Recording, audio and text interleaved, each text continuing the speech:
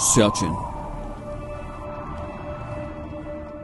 जहां कदम कदम पर मौत सफेद रंग में पाई जाती है, जहां का टेम्परेचर -30 से -50 तक गिर जाता है। 70 मील फी घंटा की रफ्तार से चलते बर्फानी तूफान इंसान को चंद लम्हों में फ्रीज कर देते हैं। तलवार की धार से ज्यादा तेज नोकीली बुलंदियां। ऐसे इंसान दुश्मन माहौल में कुछ जांबाज जो अपनी जान की परवाह न करते हुए दुश्मन से टकरा गए।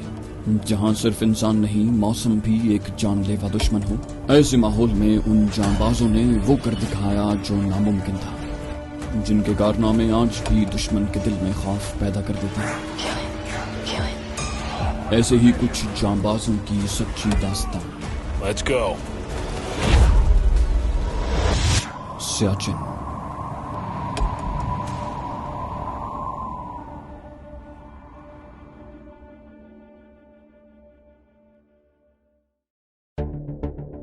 उनतीस मई 1987 को ईद उल अजहा के दिन, जब पाकिस्तान के दरोबाम में सुन्नत इब्राहिमी अलैहिस्सलाम की अदायगी हो रही थी और अल्लाह के रास्ते में लाखों जानवर ज़िबाह किए जा रहे थे, उसी रोज कायद ओपी पर कुछ सरफरोश अपनी जानों का नजराना भी अल्लाह के हुजूर पेश करने जा रहे थे। भारतीयों ने ये जाना कि शायद आज की ईद की वजह से पाकिस्तानी जांबाज गाफिल हो गए होंगे और वो उनकी गफलत से फायदा उठा लेंगे, लेकिन अल्लाह के ये पुरस्कार बंदे हरदम तैयार थे। भारतीयों ने अलसुबह ओपी पर बेतहाशा गोलाबारी शुरू कर दी। जाने वो कितने दिनों से यहाँ फूंकने के लिए असलहा और गोला बारूद जमा कर रहे थे। ओपी पर उस वक्त एक जेसीओ और 4 जवान मौजूद थे। भारतीय गोलाबारी उन्होंने अपने सर मोर्चों में देखकर बर्दाश्त की, क्योंकि वो उसका कुछ नहीं बिगाड़ सकते थे। दुश्मन के चलाए एयरब्रस्ट उनके सरों पर फटकर कयामत का समा पैदा कर रहे थे। जवान जख्मी थे, लेकिन अपने छोटे हथियारों से वो अनदेखे दुश्मन का कुछ बिगाड़ नहीं सकते थे। सिर्फ अपने तोपखाने से दुश्मन पर गोलाबारी करवा सकते थे। ये फरीजा उन्होंने बड़े एहसन तरीके से अंजाम दिया। 4 घंटे की अंधाधुंध गोलाबारी के बाद जब दुश्मन ने यकीन कर लिया कि मज़ाहमत दम तोड़ चुकी है, तो अपने पैदल दस्तों के साथ यलगार शुरू कर दी। इस दौरान शदीद गोलाबारी से 2 जवान जामे शहादत नोश कर चुके थे और जेसीओ के साथ सिर्फ 2 जवान बाकी रह गए थे। तीनों जाले डट गए। उन्होंने दुश्मन को ताक ताक कर निशाना बनाया। दुश्मन परे बांध बांध कर हमले करता और पसपाई इख्तियार कर जाता। सारी रात ये खेल जारी रहा। अलसुबह दुश्मन ने खामोशी इख्तियार कर ली। कायद ओपी से 300 गज के फासले पर उसके 10 जवानों की लाशें उसके हमले का मुंह चिढ़ा रही थीं। भारतीय हमला पसपा हो गया था, लेकिन दुश्मन के वायरलेस पैगामों से अंदाजा हो रहा था कि उसने हर कीमत पर इस मर्तबा कायद ओपी पर कब्जे का फैसला कर लिया है। दोनों शहीदों के जवान लाशें नीचे पहुंचाए गए और ताज़ादम कुमक ऊपर पहुंचा दी गई, लेकिन वो भी कितनी।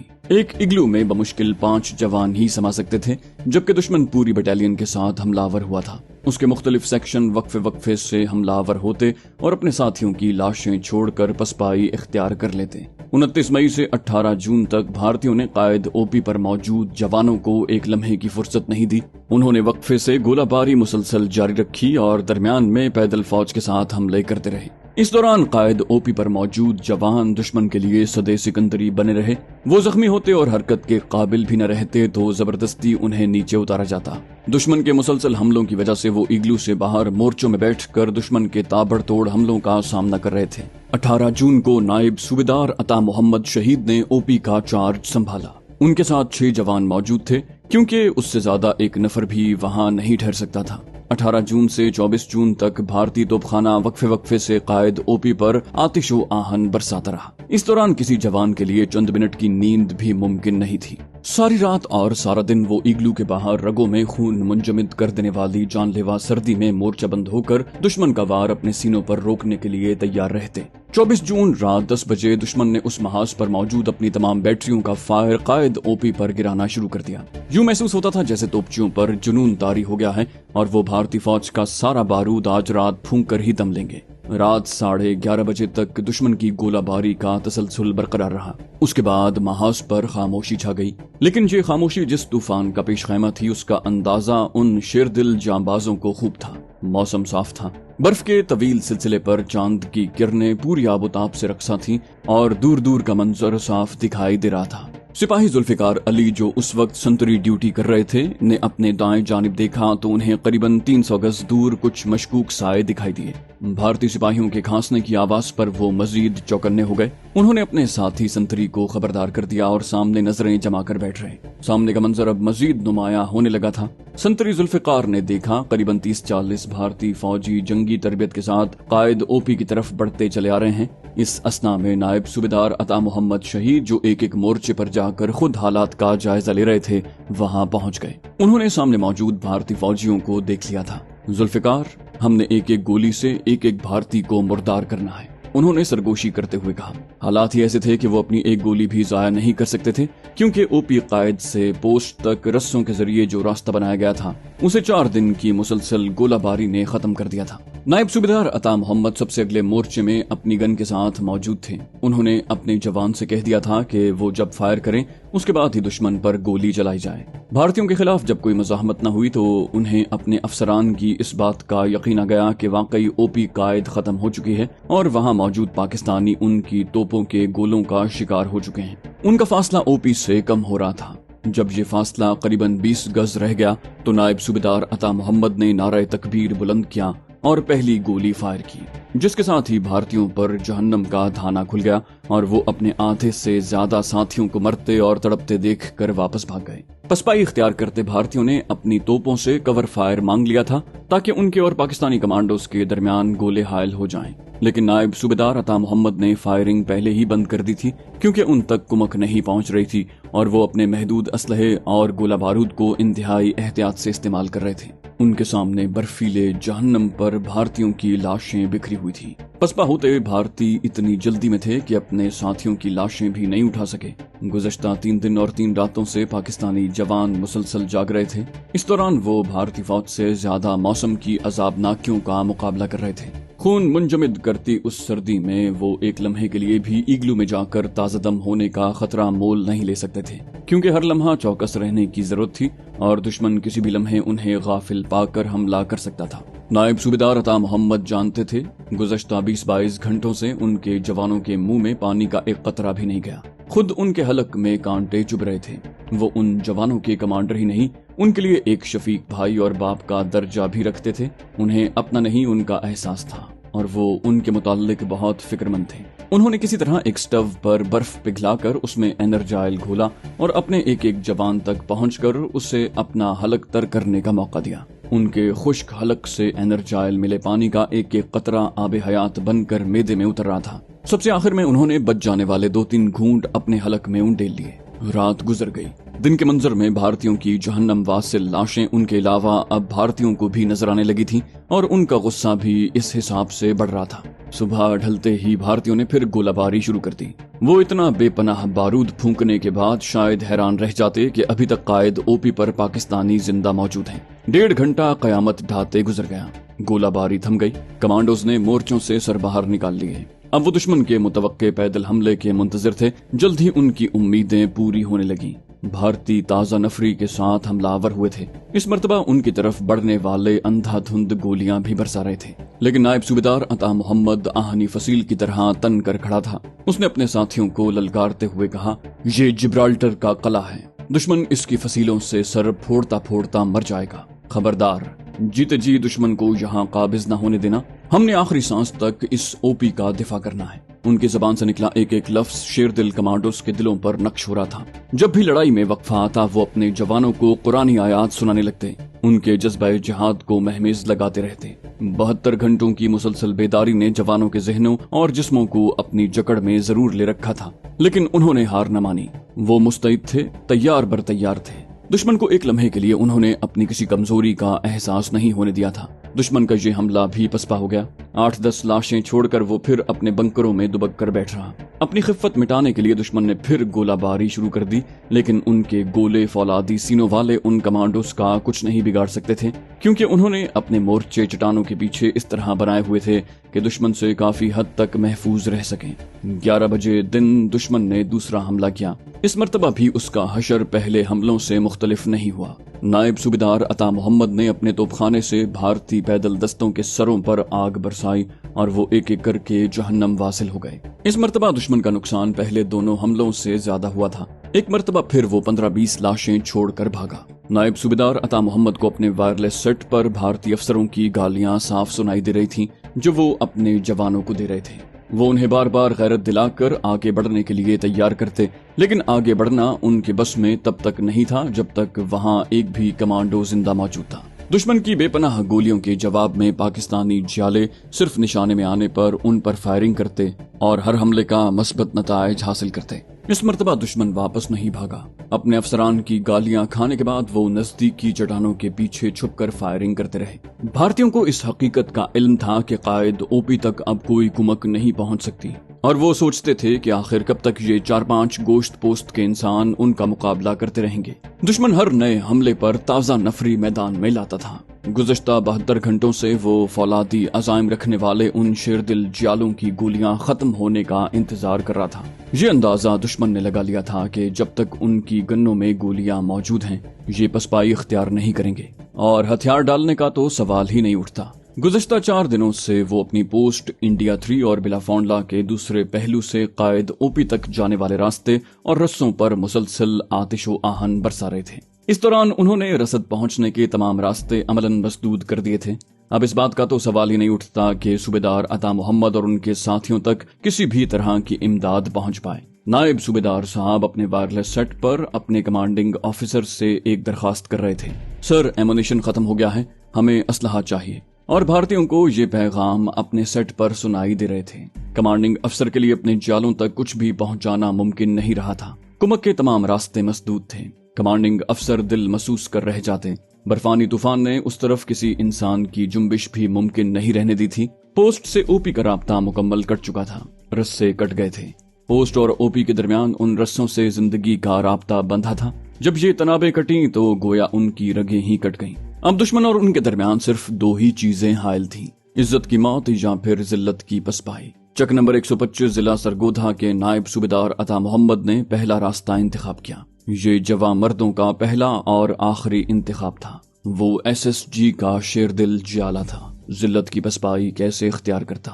اس کے ساتھ عزت کی زندگی جینے اور عزت کی موت مرنے کی روایت بندھی تھی۔ اسے ایک روایت کو زندہ رکھنا تھا۔ اسے کمانڈوز کی روایتوں کا امین بنا کر اس برفیلے جہنم میں اتارا گیا تھا، اور نائب صوبیدار عطا محمد نے امانت میں خیانت نہیں کی۔ سرخرو ہوا نائب صوبیدار عطا محمد اپنے ماتھے پر سرخروئی کا تاج سجائے۔ میر لشکر نائب صوبیدار عطا محمد نے اپنے ساتھیوں کو سیدنا امام حسین کی شہادت کا آخری منظر یاد دلایا۔ اس نے ان سے کہا کہ ہمارے خیموں کی تنابیں کٹ چکی ہیں، امداد کے راستے ختم ہو گئے، ایک ہی راستہ باقی ہے، عزت کی موت اپنانے کا راستہ۔ اور سپاہیان صف شکن نے میر لشکر کی آواز پر لبیک کہا۔ رات 8 بجے دشمن نے تازہ کمک کے ساتھ تیسرا حملہ شروع کیا۔ عطا محمد شہید نے اپنے جوانوں سے کہہ دیا تھا کہ ایک گولی بھی ضائع نہ کرنا۔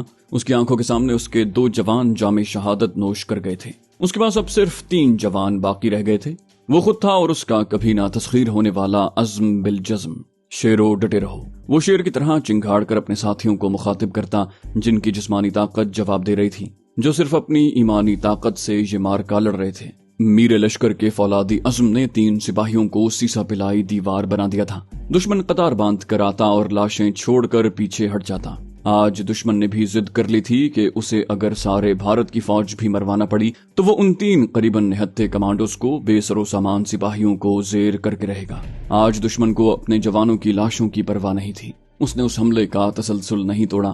گولہ باری مسلسل جاری تھی۔ گولہ باری کی آڑ میں وہ اپنی فوجیں آگے بڑھاتا رہا، لیکن دشمن پر نائب صوبیدار عطا محمد کی ایسی دہشت طاری تھی کہ وہ او پی کے نزدیک آنے کی جرت نہیں کر رہا تھا۔ گولیاں ختم ہو رہی تھیں۔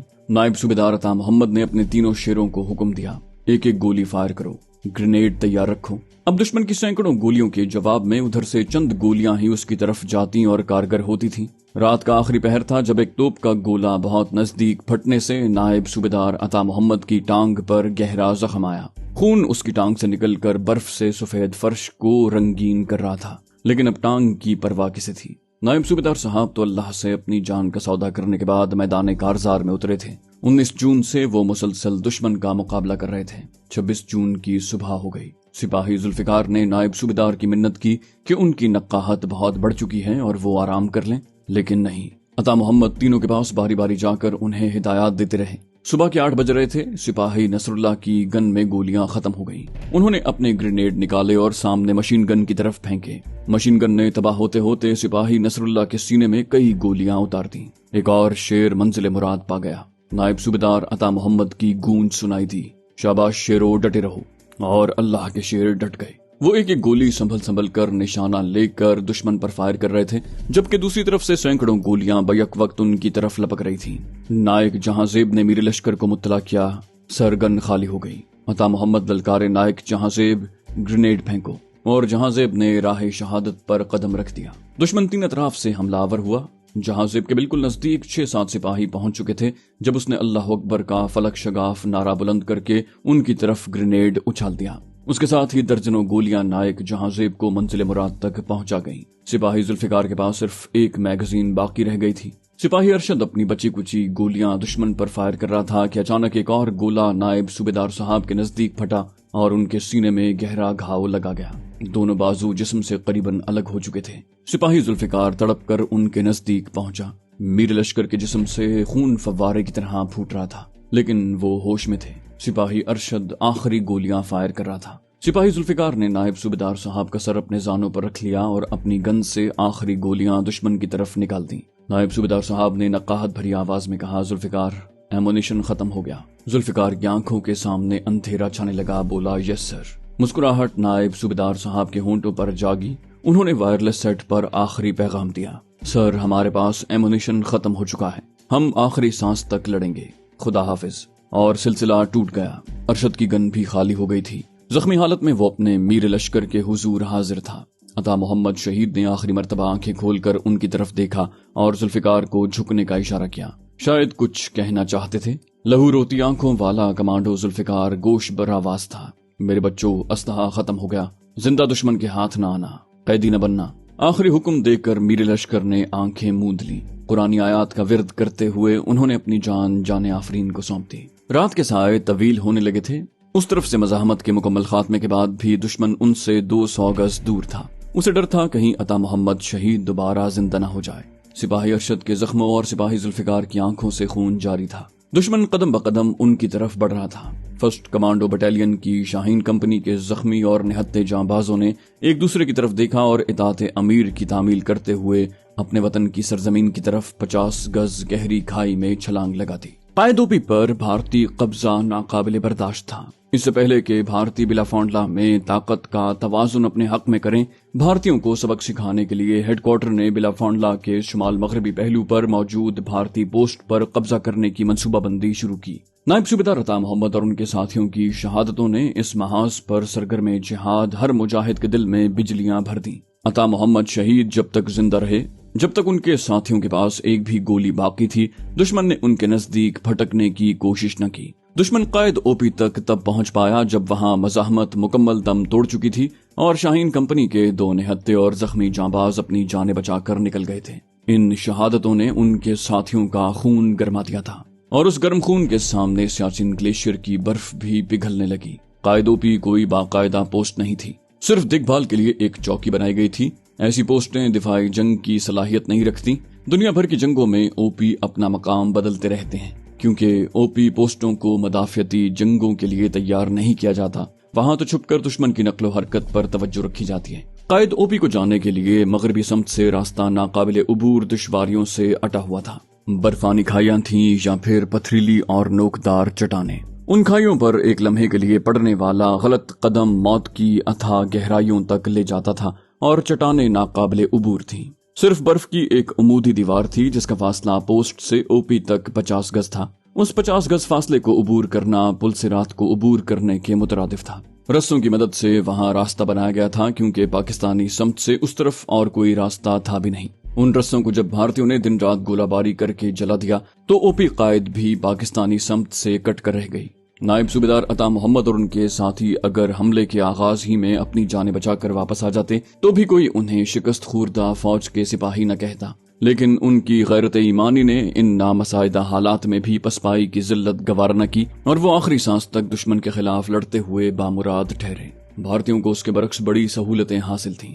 بھارتی اپنی سمت سے قائد اوپی تک بڑے محفوظ راستے اور زیادہ آسانی سے پہنچ سکتے تھے، کیونکہ ان کی سمت سے قائد اوپی تک آنے والا راستہ ہموار اور قدرے آسان تھا۔ اس طرف سے چڑھائی بھی زیادہ دشوار نہیں تھی۔ اس کے باوجود انہیں اپنے 50 سے زائد جوانوں کی بلدی دے کر اور سینکڑوں زخمی کروانے کے بعد وہاں تک پہنچنا ممکن ہوا تھا۔